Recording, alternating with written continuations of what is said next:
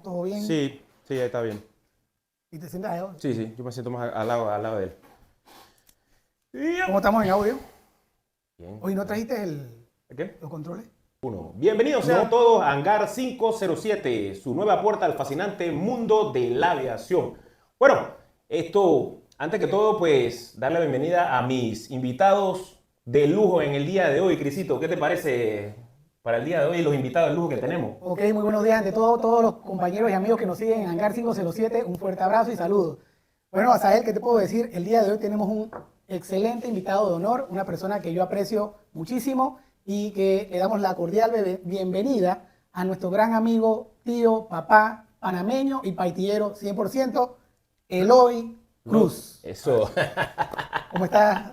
Muchas Bienvenido. gracias, Bienvenido, muchas gracias, comandante, muchas pues. gracias por esta invitación. Y bueno, aquí estamos para casualmente hablar de la historia de la aviación panameña durante mi época, mi tiempo y hasta la fecha de hoy. Eso es lo importante. La verdad que es un honor y es un lujo el tener personalidades como Loti con nosotros, para el cual pues esto puede brindar muchísima información sobre nuestros antecedentes históricos de la aviación, ¿no? Y bueno, yo diría que hoy en día, ¿no? Es mi lema casi siempre, ¿no? Y eso lo estábamos conversando tras bastidores, el tema de la historia, no Correcto. solamente en el pasado, sino que hoy en día hay muchos jóvenes en los cuales están interesados saber sobre esa historia. Es correcto. Y eso es lo que en realidad nosotros tratamos y buscamos de realzar en este podcast, ¿no? Así es. Es lo primordial. Así es. Y una de las cosas muy importantes es mantener la historia de la aviación panameña y qué más que con personajes que gracias a Dios todavía nos acompañan aquí, en la tierra. Que, como decía Sael, la historia hay que transmitirla, hay que trascenderla y hay que llevársela a las siguientes generaciones.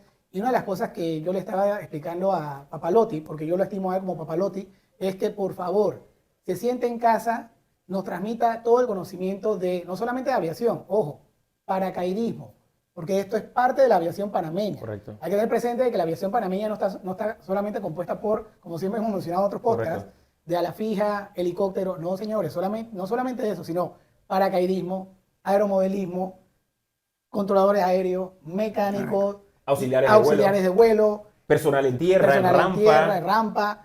Y hoy, nuevamente, les digo, tenemos el honor y el orgullo de escuchar a un personaje que nos va a hablar de historia desde, imagínense, Policía Nacional, Guardia Nacional, Fuerza de Defensa y un poco mucho más allá que vamos a escuchar a través de las palabras de nuestro distinguido Papalotti o Loti Cruz. ¿Cómo no? Bueno, sin más, pues me gustaría iniciar, don Loti. ¿Usted de dónde es oriundo?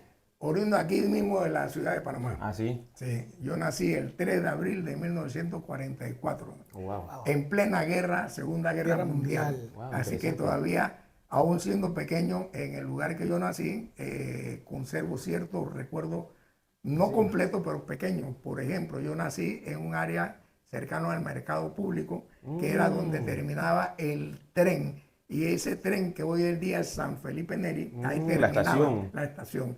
Y ahí yo vivía del otro lado de la calle. Por lo tanto, yo podía ver y recuerdo haber visto la locomotora con bandera panameña y americana, que me imagino que fue prácticamente lo que viene siendo la finalización de la Segunda Guerra Mundial. Correcto. Entonces me tocó vivir esa época, aunque pequeños recuerdos como eso, por ejemplo. Y también que siendo pequeño en Albrook, para esa celebración, tiraron muñequitos en paracaídas chiquitos para celebrar este evento y recuerdo que mi papá me trajo un muñequito de eso y eso me quedó grabado en mi mente desde chiquito. ¡Wow! Y todo Mira fue una cosa que fue evolucionando poco a poco sin querer y entonces esto termina en esta historia que les voy a contar. ¿Cómo comienza? Mira que me erizo porque es increíble. Mira que me llena de emoción, porque cómo marca, ¿no? Cómo marca de una u otra forma eventos específicos en los cuales te influenciaron. Ojo, hay que estar claro, los influencers no vienen de ahora, los influencers vienen de tiempos de antes. En ese tiempo nuestros influencers eran nuestros padres. Por supuesto. Y de una u otra forma influenciaron nuestro camino hacia el futuro. Y ahí tú trazas una historia en base a eso. Y esto que nos acaba de decir Loti, pues es muy importante porque es un comienzo bien interesante de cómo usted, su padre, pues le trae un regalito de un paracaídas que lo tiraban para celebrar en esa ocasión. Exacto, en ese momento pues yo siempre de una forma u otra me llamó la atención todo lo que tenía que ver con los aviones, porque también acuérdate que el aeropuerto de Albrook Donde se estamos actualmente extendía, haciendo la no es lo grabación. que hoy en día, era mucho más grande, llegaba prácticamente a la parte de atrás de lo que viene siendo el Tribunal Electoral más acá, porque eran varios hangares y tenían muchas cosas. Y bueno, y ahí era el aeropuerto que se utilizaba también para salir de la República de Panamá en ese entonces. Correcto, internacionalmente. Porque no había otro aeropuerto que ese. Ahí operaba Pan American. Exacto. Y posteriormente, entonces, mi papá nos llevaba porque el papá tenía un convertible y entonces el paseo era ir a dar la vuelta hasta el nuevo aeropuerto Tocumen. Wow. En lo que viene siendo el aeropuerto. Tocumen de carga hoy en día. aeropuerto Ese viejo. era el paseo dominical que íbamos allá y a ver los aviones, porque antes se podía salir a la rampa Correcto. superior arriba, tú Correcto. podías ver los aviones y todo esto era una motivación y de una forma u otra, sin saber, queriendo, se fue convirtiendo en parte del paracaidismo con la aviación para mí. Entonces, todo esto también tuvo que ver, porque al final, parte de la historia más adelante que les voy a contar, que también fui director de búsqueda y salvamento en aeronáutica civil y en el Servicio Aéreo Nacional y en el que, bueno, ya me jubilé y salí de ahí. No a descansar, sino a pasear por el mundo. A disfrutar la vida. Porque mientras Dios me dé la oportunidad, con 81 años que tengo hoy en día, de caminar, yo todos los meses cojo un avión y me monto y me voy para algún lado. Eso sí es verdad. Porque no me quedo parado, porque si me quedo parado, se acabó la historia. Entonces, Dice que paracaidista que no salta jamás. Así que Ahí se la él pasa. vive saltando. Exactamente. A la puerta con cielos azules. Eso. Eso es. Así Papalote, mismo. tu primaria, secundaria. Ok, yo mi primaria la hice en el Instituto Panamericano. En el Instituto Panamericano, en el Casco Viejo. Cuando yo me gradué de sexto grado para primer año, yo voy a primer año a La Sabana. La Sabana. Y ahí en La Sabana, mi papá de pronto un día a otro me dice, hey, entre unos 3, 4 días te vas para Los Ángeles. Los Ángeles, Digo California. yo, ¿para qué? No, va para la escuela allá. Tú, tu hermano, los dos se van ese Total. tiempo. ¿Y qué año estamos más o Esto menos? fue en la época de 1956. De ahí entonces me gradué allá en Los Ángeles y entonces fui a Los Ángeles City College, me gradué ahí de Business Administration y me vine entonces para Panamá a dirigir la compañía que tenía mi papá que se llamaba Cruzal S.A., que fue una compañía distribuidora y eran los distribuidores exclusivos de la tabacalera Imeña, también de varios productos como por ejemplo la galleta Pascual, los productos todos de Feduro, todos los vendíamos nosotros. Tuvimos café también y posteriormente vendimos Café Durán y Café Citón también, porque yo cerré la parte de café que teníamos, que eso es parte de otra historia que viene más adelante. ¿Cuándo fue esa motivación que todavía ya había salido de un paracaídas que le regalaron en Albrook? Cuando yo regreso, graduado, tenía 22 años nada más. Imagínate. Y entonces estaban poniendo un anuncio en la Estrella de Panamá. Ese anuncio en la Estrella de Panamá decía, candidatos para los que tienen posibilidades que hablen inglés perfecto para West Point. West Point. Entonces, ¡pum!, yo me fui a la presidencia, porque en ese entonces la oficina quedaba ahí en la presidencia, a un costado, en la parte de atrás. Fui allá a rellenar el formulario para hacer mi requisito. Y yo digo, bueno, yo vengo a graduar allá, yo estoy camino que yo no sé, no tengo problema. Mi papá jugaba golf. Su compañero de jugar golf era el coronel Bolívar Vallarino. Vallarino le comenta a mi papá, oye, tu hijo fue a aplicar por una vez y se la ganó. Y mi papá dice, ¿cómo? Él no me ha dicho nada, él no me ha comunicado nada. ¿Tú sabes qué?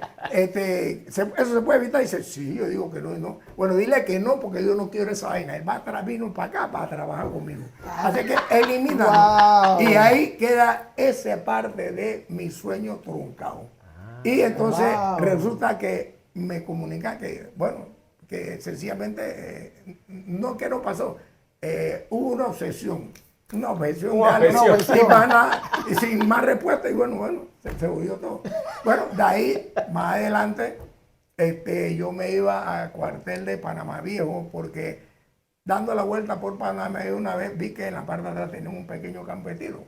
Y me fui allá atrás y le pedí permiso entonces al capitán Sanjuro, Amado Sanjuro, que si yo pude utilizar ese campo de tiro, porque yo había pasado varias veces y lo veía que estaba vacío.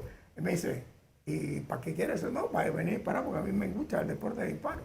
Ahí me dice, ok, dale. Y comencé a disparar, iba casi todos los días. Oh, wow. Y me gastaba mi platita comprando, lógico, para que no me fueran caros, compraba, tenía varios revólveres, entre esos tenía un 22, entonces disparaba con la 22. Claro. De pronto un día él me dice, oye, ¿por qué no me ayuda a hacer un pequeño grupito aquí para entrenar a los muchachos aquí de los Tigres de Panamá? Yo le digo, ¿cómo no? Y ahí entonces comienzo a hablar con ellos y a frecuentar el cuartel de Panamá yo constantemente para esto. Y otro día me dice, oye, hay un grupito de la presidencia también que quiere que lo ayude, que lo apoye. ¿Cómo no vamos? Pues me lo apoyé en eso. Y ahí también en el cuartel de los Tigres de Panamá yo conozco entonces a Villalá, Augusto Villalá. También conozco a Alexander, que fueron a Pascualito, que fue también posteriormente director de la Aeronáutica Civil. Y ahí fue conociendo gente, casualmente, porque los pilotos que había poco, lo asignaron al cuartel de Panamá debido a la cercanía al aeropuerto de Paitilla. Y entonces comienzo a tener relaciones con ellos.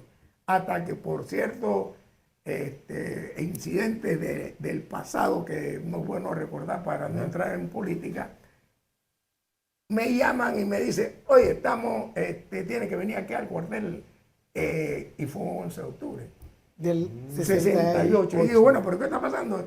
Bueno, no sé, pues digo, pero aguántate que tengo aquí los inspectores de renta, de salud, todo, porque no sé qué está pasando políticamente, me quieren cerrar la empresa.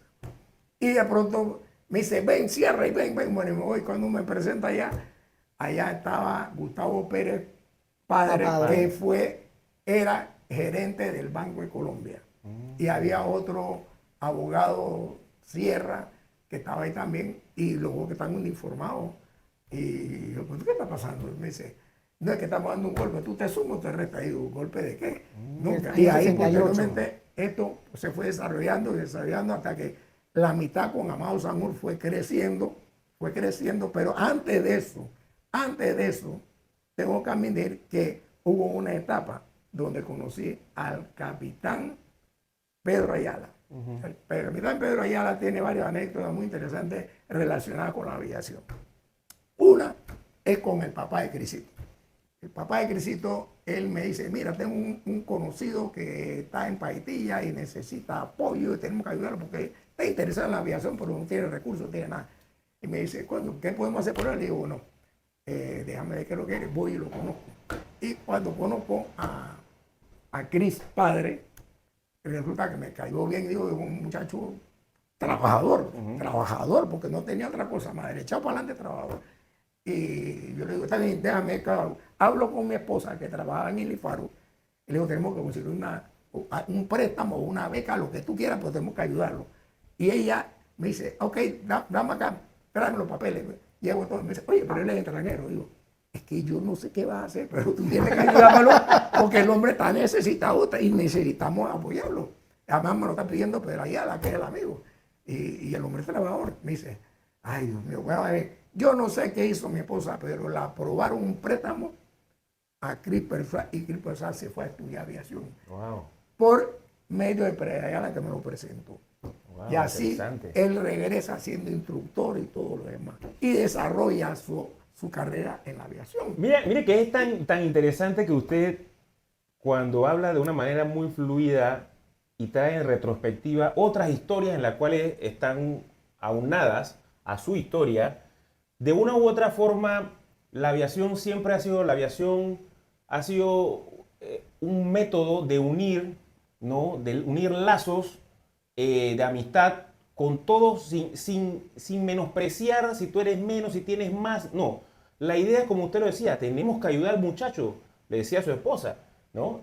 Hoy en día tenemos que rescatar esos valores porque la idea es que entre nosotros somos una comunidad muy pequeña y tenemos que seguir ayudándonos y tenemos que seguir prosperando porque al final son los cielos de nosotros y todos nos vamos a encontrar de una u otra forma en el mismo lugar. Así es. Panamá es un país tan pequeñito que nos damos la vuelta y nos encontramos Así aquí. es, así ¿no?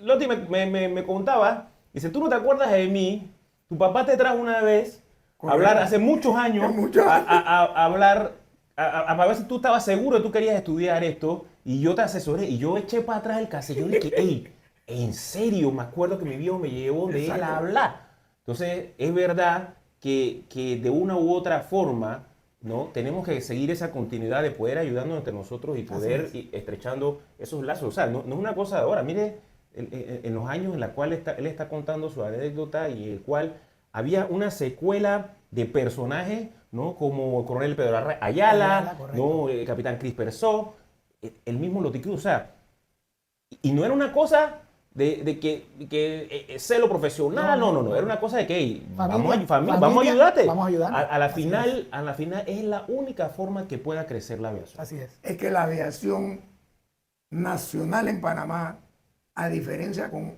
aviación internacional en otros países, ha sido muy unida por muchos años. Correcto. Esa unión es porque no se reconoce que quién es el más importante, sino que quién es el que participa en la aviación. Y eso hace que crezca internamente la amistad.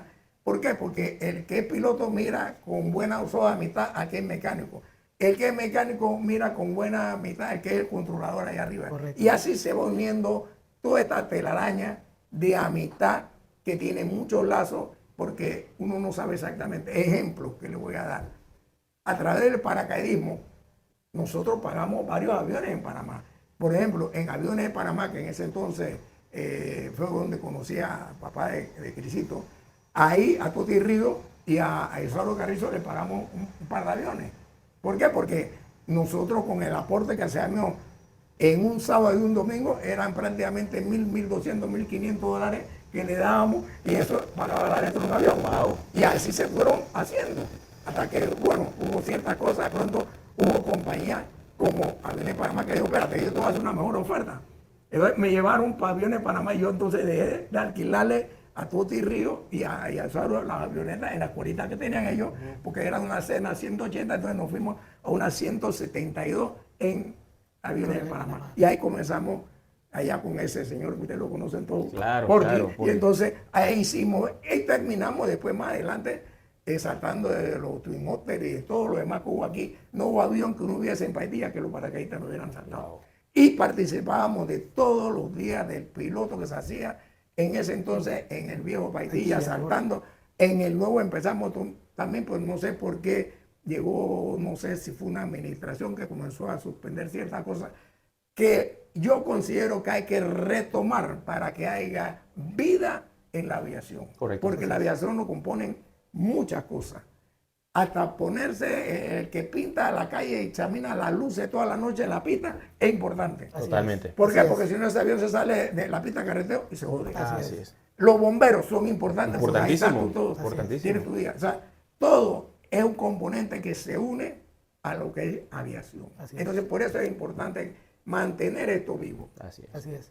Que no se pierda, porque el que se olvida de su pasado Está condenado a repetirla. No tiene futuro. ¿Por qué? Porque no sabe exactamente qué fue lo que pasó porque lo desconoce. Así es. El futuro es incierto, no sabe. Tiene que vivir el hoy. El hoy. Y el único que te puede decir del hoy es lo que pasó ayer. Entonces tú dices, me acuerdo de esto, como ahora que estamos hablando de estas anécdotas, cómo fue. El día de mañana, dentro de 20 años, yo me requete, digo, pero ellos están aquí contando en este mismo puesto, al revés, con otro que lo trae entrevistando ahí. Correcto. Entonces, eso es el futuro. Ese es el futuro. Que uno desconoce, pero llegará a ser presente. Totalmente. Esas palabras son muy sabias y de verdad que de eso se trata, Papalotti. Viniendo de usted, en vivo y a todo color, como yo le dije, esto es un honor poder transmitírselo a las siguientes generaciones de pilotos, de paracaidistas, de mecánicos, como decía mi papá, pichones de pilotos que quieren o aspiran a ser un piloto o un helicóptero, piloto de helicóptero. Las palabras que usted acaba de decir va a repercutir más allá. Le voy a dar otra anécdota curiosa. En el viejo Paitilla, un día el coronel Aquilino Ciegro me dice, oye, Cruz, yo tengo un hijo que dice que quiere ser piloto. Y yo jamás he visto a ese muchacho hacer ni un avioncito de papel siquiera. Y me sale con que él quiere ser piloto. Y yo le digo, bueno, pero pues, dale una oportunidad. ¿No? ¿Qué oportunidad de qué? No. Digo, oye, espérate, yo tengo una situación. Yo tengo un conocido, se llama Chris Persson, vamos a hablar con él. Chris, tú ven acá, yo lo hablo contigo. Necesito que montes a este muchacho, vaya y lo suba para ver. Y tú me dices si va, aparte me dices sí o no. Se fue una hora, le pagamos la instrucción, regresó, le digo, dime, el resultado dice, él va a ser piloto. Hoy es día comandante de Copa. Así mismo es. Manuel Cielo. Interesante, Entonces, interesante. cositas como esa hacen que el pasado se junte con el presente y el futuro. ¿A través de quién? Por ejemplo, papá de él. Pero fue la aviación que lo metió y fue el mismo papá de él que a dura me lo trajo. Wow. Así es. Bueno, es interesante y siempre hay una enseñanza del por qué el pasado y el presente, y es una conexión vivida, ¿no? Resultado de muchas experiencias y de muchas anécdotas en las cuales las personas pues hacen ese clic. En ese entonces, hablando específicamente del comandante Cieiro, y así muchos pasaron esa misma situación en la cuales pues hubo algo que los hizo cliquear con eso. Y para viva voz, pues el mismo comandante Eloy nos está contando que a él le pasó lo mismo. Así es. Entonces, en esa misma línea, en esa misma perspectiva, sabiendo de que de un principio pues algo lo había marcado, siguiendo la historia, ¿cómo empieza usted? Porque si vemos el trazado, hubo algo, el inicio de la génesis de todo, ¿no? Un regalo por parte de su papá, pero hubieron unas transformaciones que si usted la pone en un rompecabezas, como que aguanta, no macha, pero al final todo tenía un porqué, ¿no? Entonces, esa historia en la cual usted llega a ser... Todo el mundo está pendiente de que cuándo fue que saltó, cuándo fue la primera vez que saltó. Todo el mundo está en que, pero ¿cuándo fue que saltó? ¿Cómo se hizo para él? ¿Qué lo hizo? O sea, ¿quiénes influyeron para usted para ser paracaidista? Ok. Hubo una época que aquí hubo un programa Apolo, que es el programa que era de los primeros astronautas. Esos primeros astronautas Apolo fueron entrenados aquí mismito en el área donde está hoy Brumol. Toda esa área fue donde ellos entrenaron con un indio panameño. Correcto. Que fue un nativo nuestro, que era el experto en selva, que fue el que los entrenó aquí en Panamá. Y también posteriormente hubo otro grupo de panameños que participaron con él. Indio Zarco. Exacto, en ese entrenamiento.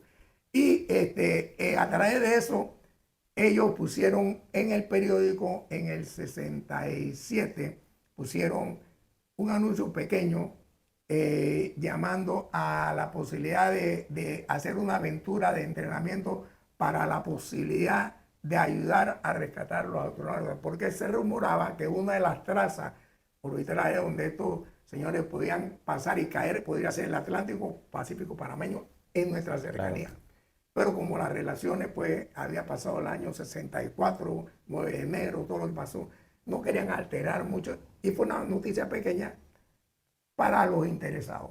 Bueno, ya me llamó la atención y yo cogí el número, llamé por teléfono y me atendió un señor, se llamaba Henry Pickelsheimer, del Combat Control Team de la Fuerza Aérea. ¿Aquí en Panamá? Asignada aquí en Howard.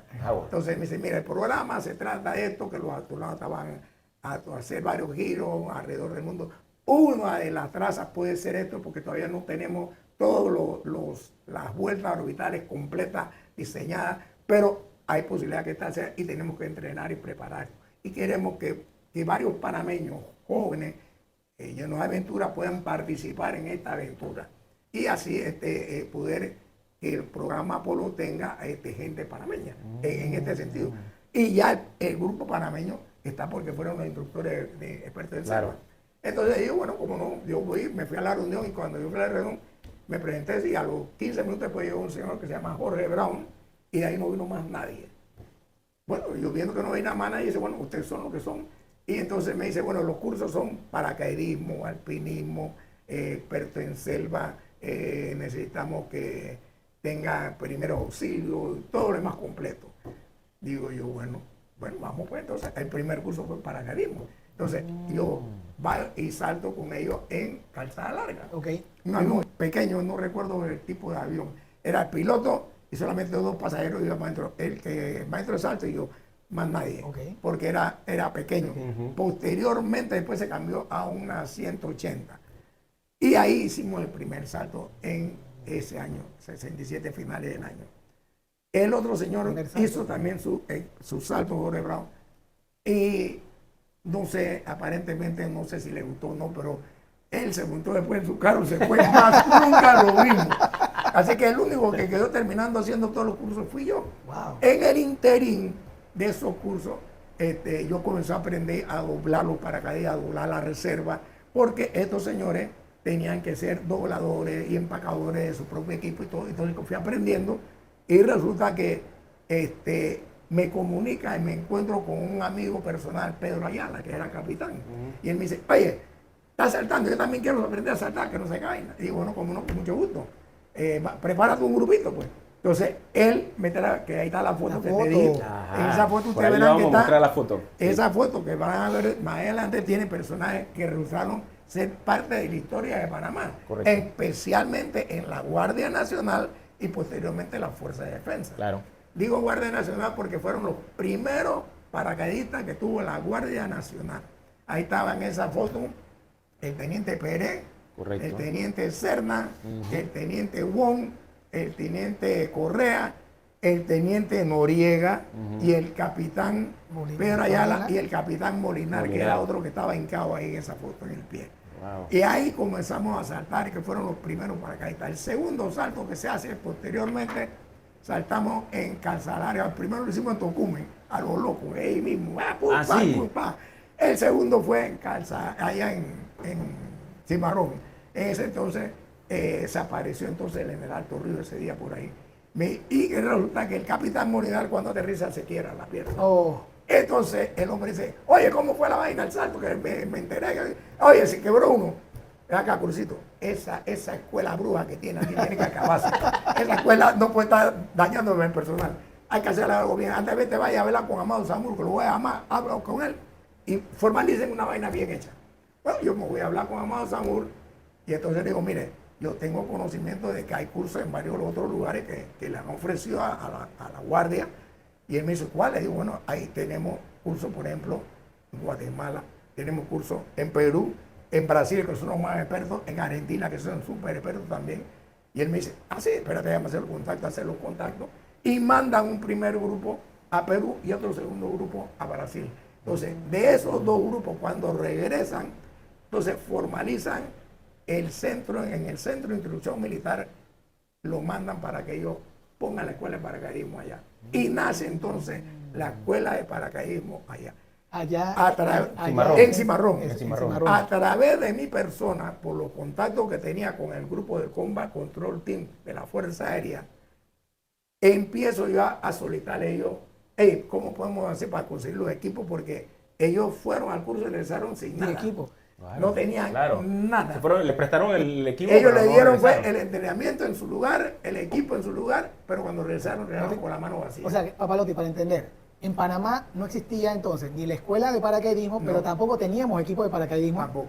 ¿Y cómo entonces? Entonces ellos regresan, cuando regresan con la formación hecha en Brasil y en Perú, entonces comienza a formalizarse en Cimarrón la escuela. Okay. Pero necesitaba ¿qué? Equipo. Entonces, ¿qué hago yo? Yo me voy a un lugar que estaba aquí en Curundu, que vendían excedentes militares, y compro varios paracaídas allá.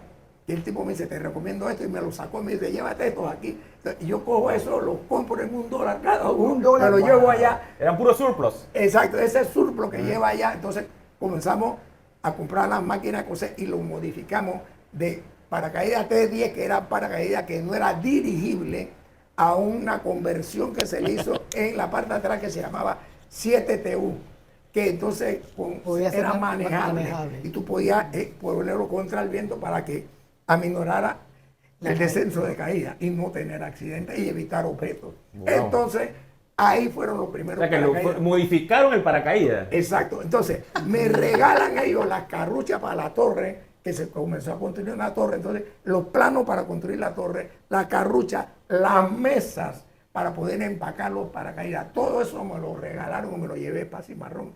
Y entonces ahí nace esto. Uno de los primeros saltos con esos equipos obsoletos de ellos, saltamos en la primera feria de Chorrera. Y cuando saltamos en la primera feria de Chorrera en un C-47 que estuvo volándolo el capitán Villalaz en ese momento, saltamos en la feria de Chorrera. Presente en la feria de Chorrera había un coronel americano, junto con el mayor jefe de la zona que estaba ahí o estaba invitado, no sé qué era, que era Mayor Paredes. Y de pronto le dice, oye, esos paracaídas son míos, me los han robado. Y si se ¿cómo? Esos paracaídas son míos, me los han robado. Bueno, me llaman a mí al capítulo y yo le digo, no, esto no está robado, yo tengo un recibo aquí, yo lo compré acá, lo he modificado. Y sí, pues, pero no puede ser porque es que estos paracaídas lo estamos entrenando nosotros apenas aquí.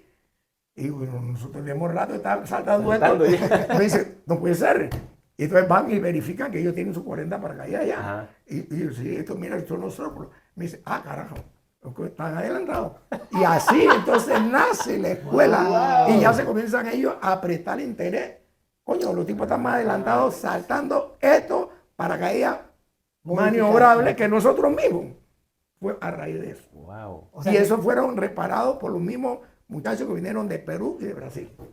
Okay. Wow, mira qué interesante, ¿eh? O sea, que tú, a veces tú te pones a pensar de que, bueno, quien pueda tener una tecnología más deliberante o mejor en ese momento, tú crees que puede hacer, pero ellos con su habilidad, ¿no? de querer ir más allá, pues hicieron una modificación a un paracaídas en la cual supuestamente ya era de top of the top. Exactamente. Y para tener referencia, hay que tener referencia que esos paracaídas fueron utilizados para la Segunda Guerra Mundial, que se tiraban, que le venían las famosas películas. Exacto, sí.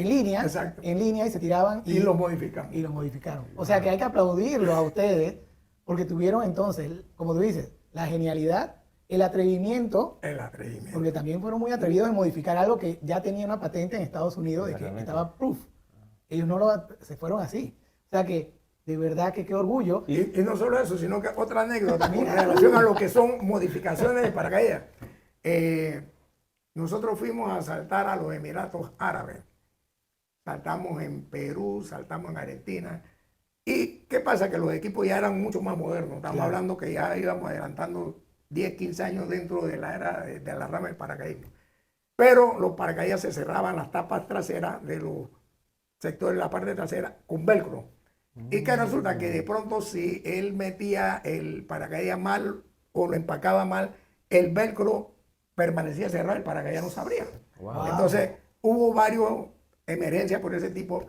Y yo viendo al doctor Maximino Pinzón, que tenía un paracaídas que era de esos que tuvo 2 emergencias, una detrás de otra en Perú. Wow. Yo digo, espérate. Él va y le lleva ese paracaídas a los miembros expertos americanos que estaban saltando allá también. Y los tipos le empacan el paracaídas, y no dieron creo que era, pero se lo empacaron, él va y salta y ¡pum! Tiene un segundo emergencia. 2 en el mismo día. Wow. Entonces ya el desesperado me dice, fíjate tú, porque para qué es lo que es. Digo, vamos a examinar. Entonces me pongo a examinar y veo que la correa, que lo que llaman bungee, que son una correa elástica que abren la tapa del paracaídas para que salga el paracaídas entero de la bolsa, no estaban bien cerradas y por lo tanto agarraban el pilotín, lo amarraban y se quedaba y se convertía en una emergencia. Entonces yo le digo, no, espérate, que te más que apretarlo con una pinza así, pues, póntelo. Yo lo salto, yo mismo lo voy a hacer, no, yo mismo. Y se fue, ahí le dice a los gringos, ustedes no saben nada. Me resolvió mi problema. Wow. Pero yo me quedé con la inquietud de cómo hacemos para que esto sea más seguro. Claro. Estando en los Emiratos Árabes, veo que tiene una emergencia uno del equipo americano. Le digo, tráeme ese equipo acá.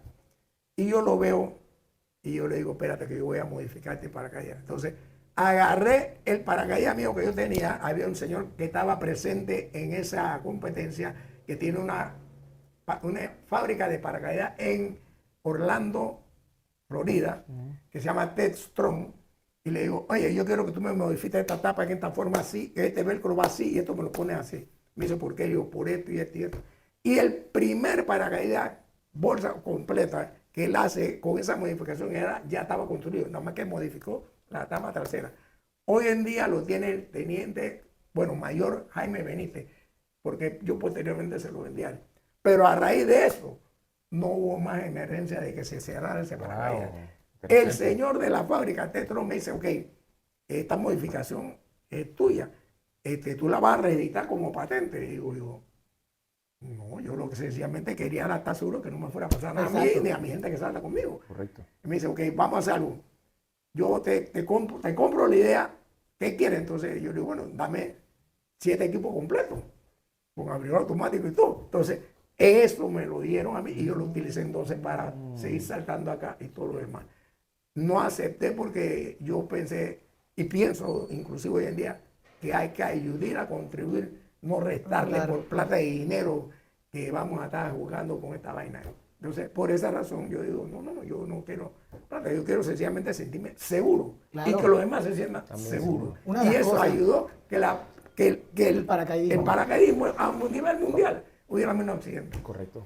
Tomen nota de esto, muy importante. Una de las cosas que nosotros hemos mencionado en los podcasts, y Azael lo ha mencionado, y Papalotti lo trajo a colación, es la seguridad. Exacto. Cuidarse uno primero para luego cuidar a los demás. Y si han escuchado todo lo que ha dicho Papalotti, él dijo, yo vi algo que me llamó la atención que estaba pasándole a un compañero de salto de otro país y él tuvo la osadía, porque, vuelvo y repito, chicos, y todos los que nos están escuchando, hay que atreverse a hacer los cambios. Ujú, Una de las cosas que hemos escuchado de Papalotti ha sido, no tengo miedo, ujú. me he atrevido a, voy a hacerlo. Una de las cosas también es, aprendí el inglés, Ujú. algo muy importante también en el mundo de la aviación, y relacionarse con otras personas sin importar el color, la nacionalidad, nada. Él se atrevió, panameño, haciendo diferencias a nivel mundial. Sí, y eso marca, mira, algo que lo voy a tirar para la reflexión al final, pero igual voy a hacer como ¿cómo se llama? ¿Cómo le llaman a los pelados hoy en día cuando te spoilean Ajá. el final? Eh, Interesante su punto de vista de poder, él mencionó un fabricante, Textron. Hoy en día Textron es lo que es Textron Cessna, Textron Bell. O sea, es una compañía inmensa, multibillonaria. Y el tener en ese momento la posibilidad de poder patentizar un seguro y él pensar, dice, no, yo prefiero hacer un canje por algo para, o sea, seguridad de los míos, ¿no? Fue bien interesante, pero eso lo vamos a dejar para finalizar el programa y voy a cerrar con eso porque es algo que me ha marcado muy interesante en esto. Don Loti, ¿cuántos saltos finalizó usted? Ok. ¿Con cuántos Yo saltos? finalicé con 5.998 saltos. 5.000. De diferentes formas. Sí, de diferentes formas, tanto como saltos militares como saltos libres. La mayoría tengo que admitir que son saltos libres. Libre. Ah, sí. Inclusive entrené a un grupo de la Fuerza Aérea primero y el Batallón 2000. Ese grupo que entrené del Batallón 2000 la Fuerza Aérea fueron los primeros paracaidistas de salto libre militar. Ah, Porque salto hay libre. salto militar que es con línea estática. Ajá. correcto. Eso hace 5 saltos y tiene tu ala de paracaidista. Ujú. El que no era paracaidista en la Guardia Nacional o Fuerza de Defensa le decían pata roja. Pata ¿Por roja. qué? Porque era un distintivo de que tú no eres paracaidista. Claro. Y eso fue cogiendo un orgullo, fue cogiendo una fuerza, fue cogiendo un determinamiento. Hey, yo puedo hacerlo. ¿No? Entonces, el lema de Cimarrón era difícil, pero no imposible. O sea que aquí se puede hacer de todo. Claro. Cuando tienes la buena voluntad y la gana de hacer el bien. Cris dio hace un ratito, cuando estábamos hablando de los tipos de salto, el salto estático. ¿Cómo es el salto estático? Ok. Para los que no conocen un Exacto, poquito, exacto. también darle un poquito de De docencia, docencia, aprovechar la correcto, oportunidad para por que él les supuesto. explique los tipos de salto más o menos y Exacto. se interesen también En el paracaidismo. en el paracaidismo, que es Correcto. muy interesante. Comienza con salto con línea estática. ¿Qué significa? Que hay una preparación, porque hay 2 tipos de salto, el salto militar y el salto deportivo. En el salto militar, vamos a tocarlo primero, es un entrenamiento físico fuerte. ¿Por qué? Porque se requiere, acuérdate, cuando se entrena personal, estamos hablando de 200, 300 hombres, 400 hombres, tú tienes que entrenarlo físicamente a tal punto de que cuando tú dices tírate al piso, todo el mundo se tira al piso. Párate, todo el mundo se para, salta, salta. Pero si esa misma 300, 400 tú le hables a un grupo civil, y dice, ¿por qué? ¿Cuándo? No, espérate, no quiero tirarme al piso. Entonces comienza la duda y viene el desorden. Pero dentro del ámbito militar, entonces se entrena físicamente para que tú produzcas un excelente soldado. Claro, Ese excelente soldado entonces tiene que hacer salto de la torre primero para irse probando hasta que llega el momento de que hacen el salto eventualmente de un avión. Normalmente los saltos en el avión de línea estática militar se hacen de 1500 pies. Eso te da la oportunidad de que pudieras verificar tu paracaídas, reaccionar en una emergencia, cómo proceder para resolver la emergencia, dado el caso, y también sacar tu reserva y salvar tu vida. En el salto verdadero de combate, estamos hablando de que saltaba a 500 pies. Wow. Ya la cosa es diferente, era cuestión de unos reactivo. 7, 8 segundos y ya estás en el piso. Wow. Pero con un paracaídas abierto. Ahí no hay mucho lugar, pero para eso también era parte del entrenamiento. Cuando decían salto, tú no sabes por qué, pero ya saltaste. Obedeces. Entonces era parte del entrenamiento psicológico, tanto militar, físico, todo era psicológico. Y entonces se completa con eso. Posteriormente comenzaron a ver la necesidad de ir penetrando áreas y comenzaron a practicar entonces lo que llaman salto de alta altura, baja apertura. Estamos hablando que salta hasta de 30.000 pies de altura y abres a 1.500, 2.000 pies y aterriza. Y te puedes infiltrar. Cosa de que a 30.000 pies la gente que está en tierra no oye ni el avión. Correcto. Por lo tanto, tú puedes saltar, te infiltres, hacen sus infiltraciones, hacen todo lo que tengan que hacer. Todas las fuerzas especiales del mundo tienen un equipo militar de salto libre de alta altura, baja apertura. Wow. Es por esa razón. Y también hicieron lo que utilizan hoy en día los civiles, salto tándem. ¿Qué significa tándem?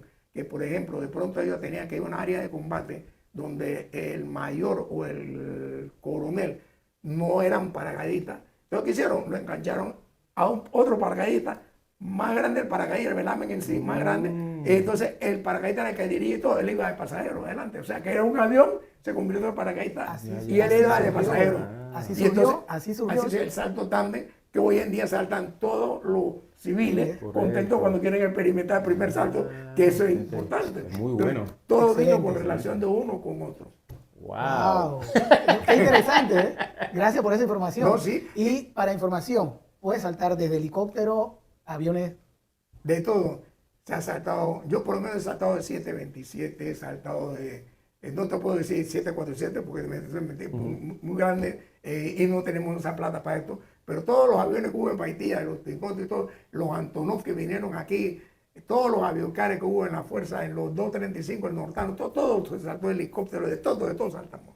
No, nada que no se ve. ¿Y la altura más alta que pudo haber saltado usted? Ok, lo que más alto yo he saltado fue 30.000 pies en Panamá. En Panamá. En calza de larga saltamos con Hugo Girón, Tony Tiñaco, dos más que no recuerdo los nombres de mi persona. Saltamos de un Twin Otter a 25.000 pies. Los pilotos, una vez que pasamos los 10.000 de altura, tuvieron que ponerse oxígeno. Correcto. Y entonces, ¿por qué? Porque nos tomaba tiempecito subir hasta los 25. Y cuando ya estábamos a 25.000 pies, que íbamos llegando apenas al área cercana a la cumbre, me dice el piloto, se me están congelando las alas, se me están congelando, que no sé qué vaina. Y digo, puta, tenemos que saltar, prepárense, vamos, y saltamos antes de llegar. Pero como estábamos altos, yo le dije, abran alto, para poder llegar, entonces pudimos llegar hasta Calzada. Wow. Eso me trae a una anécdota para que se puedan entender, porque ustedes lo conocen al que voy a mencionar, al señor NG. El señor NG fue uno de los pilotos que nos llevaba con la 180 y nosotros saltábamos. Un día estábamos a 7.800 pies arriba de Calzada Larga, justo arriba de la pista, y de pronto se abanderó la máquina. Se paró el avión y se comenzaron a saltar los muchachos al centro. ¿Y NG? Y él, yo cuando voy por la puerta me agarra y dice, no me dijo, hey, olvídate, abajo. Lógico, menos peso, mejor planear. Claro. Pero en ese momento el sentimiento humano no me deja, me agarra y de ahí cuando aterrizó, dio vuelta así, tranquilito, aterrizó sin ningún problema en la pista. Me dice, yo voy a saltar. Y saltó. Con su bota de vaquero. ¿En serio? serio? O sea, le gustaba usar botas vaqueros. O sea que ese fue su primer salto. Su primer salto fue debido a ese abandonamiento que hubo. Es increíble, mira, aquí nos pudiésemos quedar todo el día echando anécdotas y cuentos de tantas cosas bonitas, ¿no? Que pues eso es lo que nos queda. Al final, lo que queremos transmitir en estos podcasts es las risas, las emociones que nos hacen vivir en esos momentos, y cada uno se hace su película, ¿no? Cada uno se comienza a imaginar de cómo pasó, que si te me agarra la mano y por ahí vamos a poner algo en el ñeque del aire, algo bien interesante que se me acaba de ocurrir, así que no se lo pierdan, no se lo pierdan nunca el ñeque del aire. Lo último, para terminar mi parte por un momento, el padrino de este señor, Julio Centeno. Julio Centeno, que era un pilotazo. En nuestro primer salto y Cuando se vio en el aire, no sabía para dónde carajo ir. Y tenía los controles y el hombre no reaccionaba. Frío. Se frizó. No sabemos qué pasó, pero no reaccionaba. El hombre iba para la fábrica de cemento, se iba a convertir en cemento. Y nosotros desesperados, no, y el hombre recto para la fábrica de cemento. Suerte, gracias a Dios, no llegó hasta allá. Exacto. Y acaba de traer a colación nuestro primer salto, mi primer y único salto con Papalotti y mi padrino, capitán Julio Centeno, que yo lo mencioné en el podcast. Sí, correcto. Y Papalotti, le voy a hacer, y gracias por traer esa anécdota, porque fue para mí la experiencia más bonita, porque una de las cosas como paitillero, y tengo que reconocerlo siempre, el orgullo de haber crecido con todos ustedes, que siempre lo hemos mencionado, es con mecánicos, con controladores, con pilotos, con helicóptero, ala fija, todo el equipo relacionado a Paitilla. Yo tuve el honor y todavía tengo el honor de estar compartiendo con ustedes. Una de las cosas que yo me prometí fue que cuando yo tenía mis 18 años, yo iba a saltar al paracaídas. Y obviamente la primera persona que yo busqué fue a Papalotti, porque ya yo podía firmar mi autorización. Claro. Ni mi papá ni mi mamá ya estaban. No querían. Me recuerdo y me dice Papalotti, Crisito, con mucho gusto, él entrenaba en el Parque Omar los sábados, creo que a las 3 de la tarde. Sí, correcto. A las 3 de la tarde me dijo, Crisito, te espero el sábado en el Parque Omar a las 3 de la tarde, llega, te sientas ahí y vamos a la teoría. Claro, un niño de 18 años, ingenuo, yo voy a escuchar una teoría, yo espero que va a venir un tablero con... No. Todos sentados en la grama, Papalotti diciendo, bueno chicos, van a aprender a contar 1, 2, 3, 4, 5, 6 cuando abra el velamen. Cuando lleguen, trate de romper como pollito. Y enseñamos exactamente esa cómo práctica. caer en pollito y todo lo demás. Chicos, esto fue el sábado. Ya el domingo, ya yo estaba lleno con mi papá, como mencioné en el podcast. Era mi papá enviándonos ya en el 172, creo que era del Papa, el Víctor, el 1130. Era mi papá, Julio Centeno y yo. Rumbo para Casa Larga, con nuestro primer salto, un domingo a la mañana, tempranito. Ya ellos estaban con todo su equipo esperando. Estabas tú, estaba Chori, estaba también otro equipo de instructores preparándonos ya. ¿Qué pasa? Mi papá nunca nos habló en el vuelo. Nunca. Yo lo mencioné, mi papá nunca nos... Porque le pasó exactamente lo que mencionó de Tío NG. Ellos se quedaban siempre en el avión. Claro. Entonces, créeme que una de las cosas que Papalotti ese día, nosotros saltamos en el avión de McDonald's. Que eso que es importante también que lo menciono. Sí. Que eso fue también parte de los... Cuéntanos antes de yo continuar. Bueno, Vicente McDonald lo conocí casualmente porque buscando aviones y siempre buscando la posibilidad de alquilar el avión para que supiera menos honoroso para los paracaidistas. Correcto. Entonces McDonald me dice, yo te pongo el avión a disposición. Yo eso sí, lo va a sentir olor a langote y vaina porque ese es mi negocio. y resultó que fue un tremendo piloto.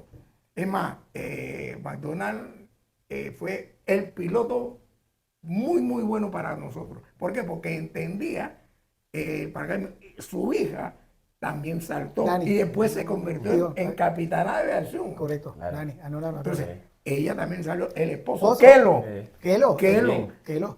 Historia patria, Kelo me dice, estoy sin trabajo. ¿Y qué te grabaste tú? No, yo soy tecnólogo médico. Entonces lo ayudé a conseguir en el Gorga, aquí en la avenida Perú, perdón, Justo Rosemena, un puesto porque yo tenía una persona ahí que me apreciaba y le digo, necesito colocar a este muchacho y pum, consigo un empleo. Y cuando menos acuerdo, él me dice, no, Pepe, yo quiero ser piloto. Digo, mire tú, pues. Y bueno, él vino y ya era paracaidista porque el primero fue paracaidista y lo di. Y el hombre terminó capitán de copa. Wow. Y es paracaidista. Hijo de piloto.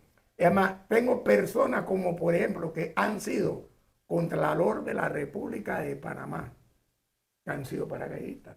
La hija del presidente Endara también fue paracaidista. Oh, sí. Y hay muchas personas que el que menos tú crees ha sido un paracaidista.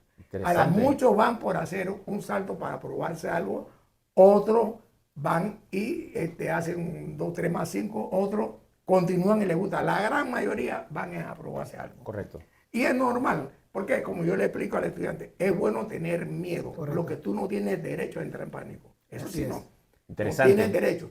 Y igualito como en la aviación, cada vez que se sienta el estudiante paracaidista o paracaidista experto en el avión, yo le digo, recuerda tu emergencia, cuáles son, paso a paso. A medida que vamos subiendo, tú recordando. Ya recordaste todos los pasos que viene siendo tu checklist, ok, ya está listo para la puerta. ¿Por qué? Porque hay algo que yo digo y inventé yo para mí, el arco positivo y el arco negativo. Si tú vas en el avión y tú comienzas a pensar, no, a mí no me va a pasar nada. No, yo soy experto, a mí no me pasa nada. El día que te pasa algo, por la razón que sea, ¿qué sucede? Tú no reaccionas inmediatamente, te demora, es el arco negativo. El arco positivo es agarrar tu checklist, no importa si paras, porque es el error de muchos pilotos. Correcto. Porque digo yo todo lo que estoy diciendo, porque también fui director de búsqueda y salvamento, que me tocó relacionarme con buscar accidentes aéreos. Esa es la otra Esa cosa. es parte de otra historia que más adelante vamos, pero para que vean el porqué de la importancia del checklist. Si tú paras ese avión, avioneta, avión, lo que tú quieras que vuele, tienes que hacer tu checklist una vez que te montas y lo arrancas otra vez. Así es. Pero la mayoría de los pilotos no lo vuelven a hacer. No, No, eso- ya yo lo hice en la mañana. No, grave error. Tú tienes que hacerlo Siempre. todo el tiempo que paras el motor. algo. Por algo. Eso- Y lo más importante, aprender a decir que no. el piloto tiene que tener un criterio en la cual sea imperante siempre para llevar a cabo un vuelo seguro, una operación segura y salvaguardar primero la vida tuya y luego la de los Claro, pasajeros. así es. Porque eso es lo importante. Así Eso es lo importante. Yo la verdad que me quedo con esa reflexión de seguridad operacional que es muy importante y siempre la recalcamos aquí en Hangar 507 por parte, y se dan cuenta, no soy yo el que tengo una campaña con un tema de seguridad operacional, todo el mundo la maneja Todo el mundo. y todo el mundo deberíamos hablar el mismo lenguaje, que eso es lo más Exacto. importante. Y ya para culminar, don Loti, ¿qué recomendaciones le pudiese dar usted a las nuevas generaciones, tanto en el paracaidismo como en general, en el mundo aeronáutico? Mira, hay muchas cosas que pueden influir. Vamos a partir de esto. Vamos a influir. ¿Qué influye?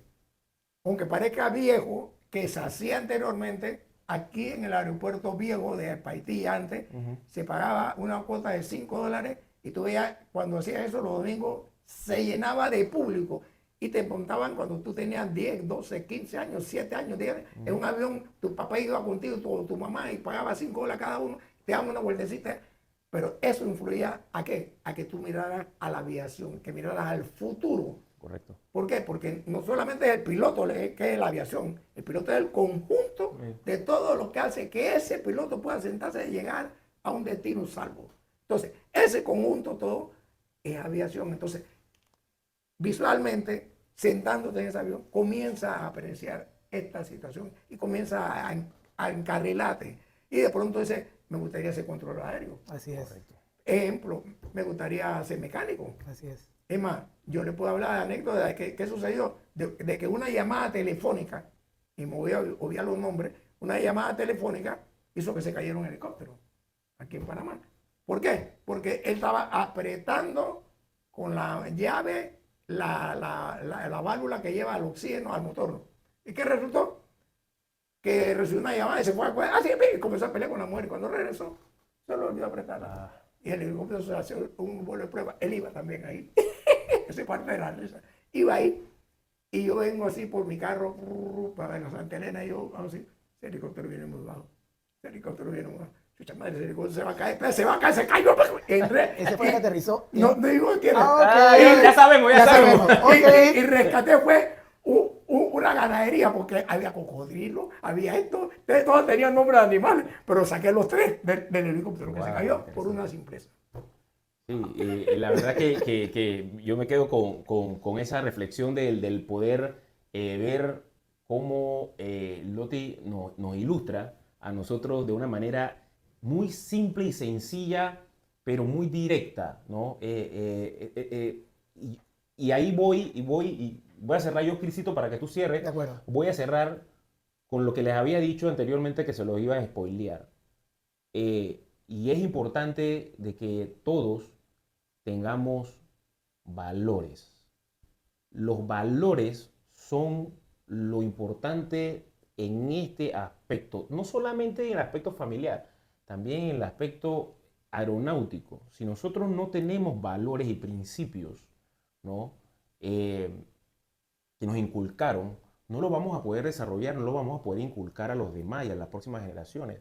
Entonces, con estas anécdotas y estas historias en las cuales Loti nos ha ilustrado de una manera muy simpática y muy jovial, me llevan a mí a una sola conclusión: valores. Valores, respeto, ¿no? Y algo que yo siempre modelo y digo que tiene que ser así: disciplina. Hay que ser disciplinado. Hay que ser disciplinado en este ambiente porque de una u otra forma nos lleva y ojo, como siempre lo he dicho anteriormente en los otros podcasts, el tema de una disciplina no es un tema de militar, no. La disciplina lo practican los sacerdotes, los bomberos, todo el mundo. Es lo que orienta al mundo. Correctamente. Entonces, es importante, si nosotros tenemos nuestros valores, nuestros criterios propios y nuestra disciplina, pues llegaremos a muy lejos y podemos hacer lo que él dijo. Hoy estoy yo aquí, mañana estaremos nosotros o estarán los demás. Y eso es lo importante, que no muera este sentido de este fascinante mundo en el cual yo siempre digo, tiene muchas subcategorías, muchísimas subcategorías, que a la final es un engranaje que mueve una sola rueda,